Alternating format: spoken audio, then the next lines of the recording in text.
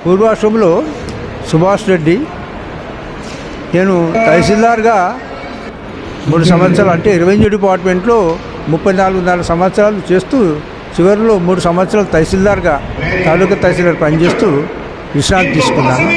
తర్వాత నేను గతంలో 1981 ఉద్యోగం రాకముందు ఆర్య సమాజంలో సభ్యత్వం చేసుకొని అక్కడి నుంచి ఆ సిద్ధాంతాలు ఆ సాహిత్యం చదివి నిజమైన దేశం యొక్క చరిత్ర ఇదని చెప్పి, ఎందుకంటే మహర్షి దయానంద సరస్వతి మొట్టమొదటి స్వాతంత్ర సమరయోధుడు.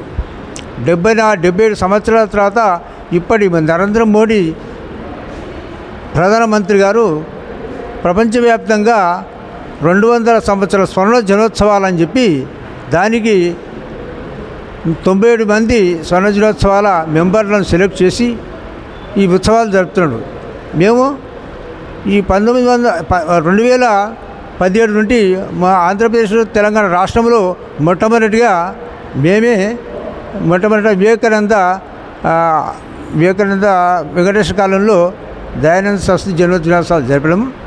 ఈ యొక్క జన్మదినోత్సవాలు ఒక అడుగు ముందుకు చేస్తే ఈరోజు ప్రపంచవ్యాప్తంగా జన్మదినోత్సవాలు జరుపుతాయి. అదే ప్రకారంగా ఈసారి మేము ఒక వైదిక వానప్రస్థి అనేది స్థాపన చేసి, ఈ వైదిక వానప్రస్థి అంటే 58 సంవత్సరాల వర్ణవస్త్ర ధర్మంలో వానప్రస్థి అన్ని ఒకటే. వానప్రస్థి అంటే సమాజ సేవ చేయాలి, సమాజంలో ఉన్నటువంటి విషయాలను ప్రజలు ధర్మ బోధ చేయాలని వేదము యొక్క ఆదేశం.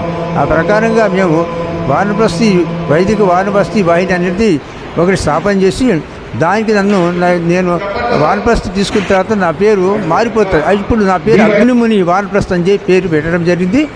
అయితే ఇది ఒక ఋషుల ద్వారా తీసుకోవడం జరిగింది. నేను గత సంవత్సరం అక్టోబర్ 15 తారీఖు లోపల ఇక్కడ కర్ణాటక రాష్ట్రంలో బోరబండలో తీసుకోవడం జరిగింది.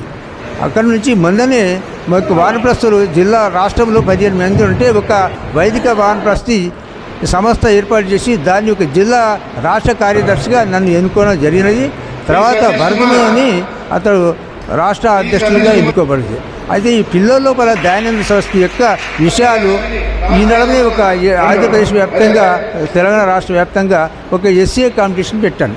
ఏంటంటే స్వాతంత్ర సమరంలో మహర్షి దయానంద పాత్ర, అతను మూఢనమ్మకాల మీద ఇలాంటి ధ్వజం ఎత్తుండు అని ఒక ఎస్సీ కాంపిటీషన్ చేసి ఈరోజు వరకు ఒక యూజీ పడి ఒక ఎస్సీ పరీక్ష రాపించి వాళ్ళకు 10 పేజీల సిలబస్ రాసి ఇచ్చి వాళ్ళకు విజయం సాధించినట్టు వ్యక్తులకు మేము 1, 2, 3 డిగ్రీ వాళ్ళకు 1, 2 ప్రైజ్, 1, 2, 3 శ్రేణులు, ఇంటర్మీడియట్ వాళ్ళకు 10th క్లాస్ వరకు విజేతలు కాకుండా పిల్లలు సృజనాత్మక పెంచాలంటే ఈ యొక్క పరీక్షలో పాల్గొనే ప్రతి వ్యక్తికి కూడా మేము ప్రశంసాప్రసము ఈ ప్రముఖులైనటువంటి అనంతరెడ్డి మరి వాసవి విద్యా సంస్థ శ్రీనివాసయ్య గారితో మరి ఇతర వ్యక్తుల ప్రశంసాపత్రం ఇవ్వడం జరిగింది. ఎందుకంటే మనకి దేశం ఇన్ని రోజులు అసలు స్వతంత్ర పునాది ఎవరు చేసినారు, దేశ కల్చర్ ఏమో చెప్పి దయానంద వస్తాయి.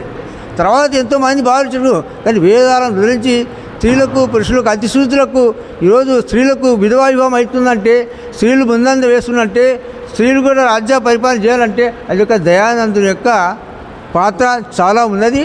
ఇంకోటి ఈ యొక్క కాంగ్రెస్ చరిత్ర రాసినటువంటిది ఒక మహానుభావుడు ఏం రాసినంటే, భారతదేశ స్వతంత్ర సమయంలో 80% ఆర్య సమాజం వాడే.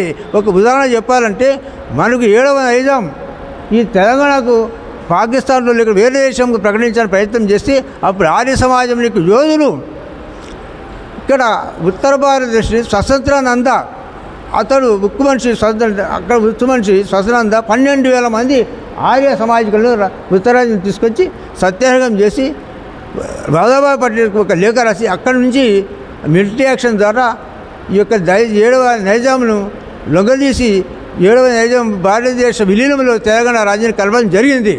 తెలంగాణ వీరవాది వెళ్ళి ఆర్య సమాజం వాళ్ళే తెలంగాణను భారతదేశంలో విలీనం చేసిండ్రు. కాబట్టి దయానంద పాత్ర ముఖ్యమని దయానందుని యొక్క విషయం ఈనాటి యువకు చెప్పాలని చెప్పి ఒక వంతు మా వంతు ఒక సేవగా ఒక అడుగు వేసాము. ఇటువంటి ఎన్నో కార్యక్రమాలు చేస్తాము ఇక ముందు.